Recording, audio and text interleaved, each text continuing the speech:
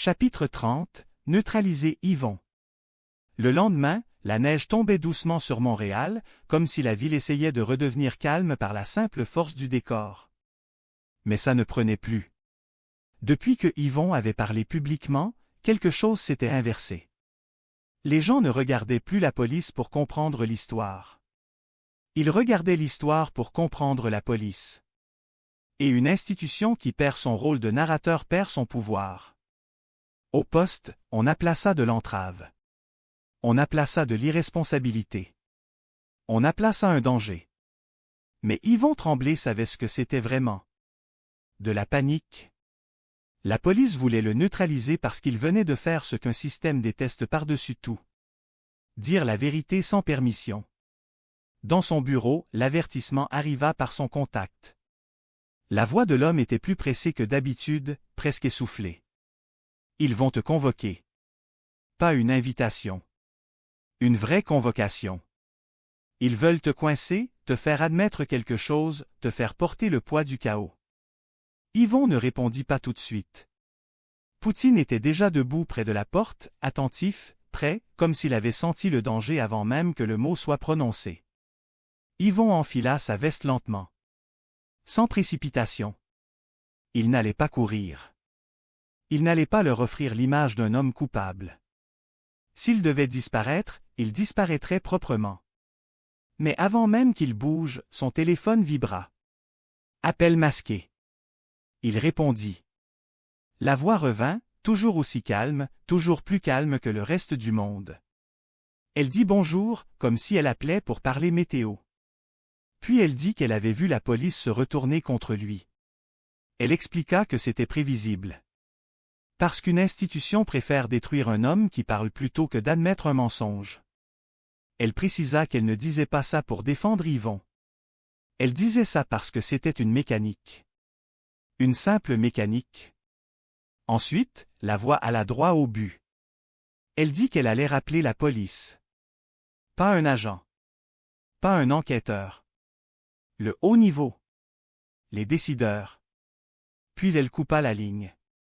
Quelques minutes plus tard, pendant que les supérieurs organisaient déjà l'interrogatoire, le téléphone personnel de la haute autorité vibra.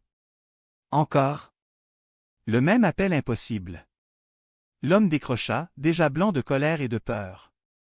La voix du narrateur revint, posée, presque polie. Elle dit qu'elle appelait pour rappeler l'entente.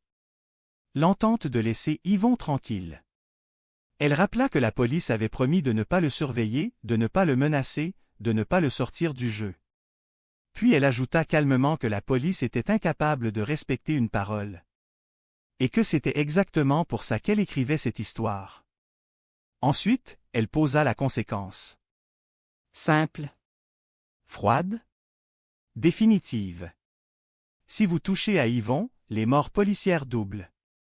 La haute autorité tenta de protester, de menacer, de reprendre le contrôle.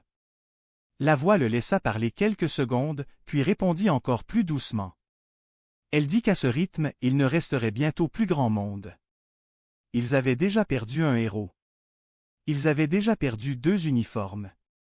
Ils avaient déjà perdu leur crédibilité. Et maintenant, ils risquaient de perdre leurs effectifs. Pas parce qu'elle est forte. Parce qu'ils sont stupides. Parce qu'ils mentent.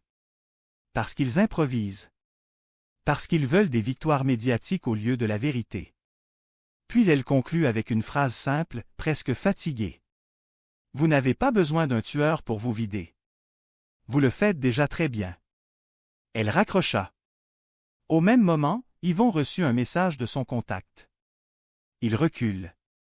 Je sais pas ce qu'ils ont reçu, mais ils reculent. Yvon ferma les yeux 1 seconde.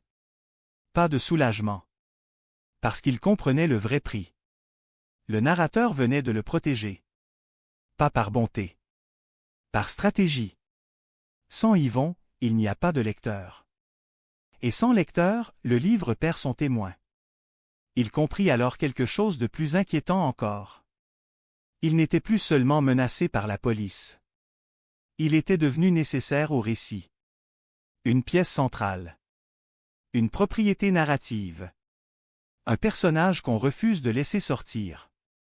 Poutine s'approcha et posa son museau contre sa main, un geste bref, solide, presque militaire. Un rappel simple. Tu es encore là. Reste lucide. Yvon ramassa calmement son sac, ses notes, son manteau. Puis il quitta le bureau sans se retourner. Parce que même si la police reculait, le récit, lui, avançait. Et à ce rythme, le Québec n'allait pas seulement manquer de policiers. Il allait bientôt manquer de paix.